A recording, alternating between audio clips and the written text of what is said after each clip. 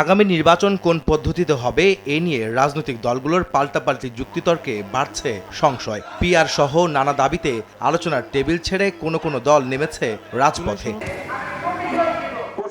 আনুপাতিক পদ্ধতিতে নির্বাচনের বিপক্ষে অনড় বিএনপি বলছে, পিআরের দাবিতে আন্দোলন কোনোভাবেই গণতন্ত্রের পক্ষে নয়। সোমবার দুপুরে জাতীয় প্রেসক্লাবের সামনে এক প্রতিবাদ সমাবেশে বিএনপি চেয়ারপারসনের উপদেষ্টা জয়নুল আবদিন ফারুক আরও বলেন, পিআর চাইলে ভোটে জিতে আসতে হবে। তারা রাস্তায় নেমে এই ইন্টারিয়াম গভর্নমেন্টকে বিষাক্ত করে তোলার জন্য আপনারা রাস্তায় নেমে যে আমাদেরকে বিভক্তি করার হীন চেষ্টা করছেন, আপনাদের উদ্দেশ্যে বলতে চাই, এটা কি গণতন্ত্রের পক্ষের লোক হলেন?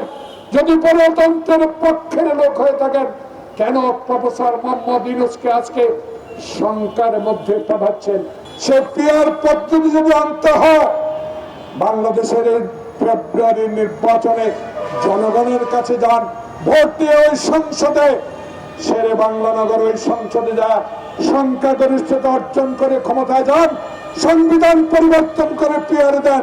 রোজকার সাধারণ খাবার এখন হবে অসাধারণ। প্রাণ স্বাদের মশলা, স্বাদ বাড়ায়, ঘ্রাণ ছড়ায়। জাতীয় প্রেসক্লাবের সামনে আরেক অনুষ্ঠানে বিএনপির ভাইস চেয়ারম্যান আসাদুজ্জামান খান রিপন বলেন, ফেব্রুয়ারিতে ভোট না হলে ভারতের খপ্পরে পড়বে দেশ, তাই ষড়যন্ত্র প্রতিহতের বিকল্প নেই। আওয়ামী লীগ মনে করছে যদি নির্বাচন কোনোভাবে ঠেকিয়ে দেওয়া যায়, যদি কোনোভাবে বিলম্বিত করা যায়, তাহলে প্রফেসর মোহাম্মদ ইউনূস রাগে দুঃখে তিনি হয়তো ক্ষমতা ছেড়ে যাবেন। তারপর হয়তো ভারতের প্রেসক্রিপশনে এখানে অন্য কোনো সরকার ক্ষমতায় বসবে। নানা দফা দাবি নামে নির্বাচনকে বিলম্বিত করার চেষ্টা করছেন। মনে করছেন আরেকটু সময় পেলেই পেটে ক্ষুধা লাগবে এবং বেশি করে খেতে পারবেন। সেটা কিন্তু আমরা বুঝি।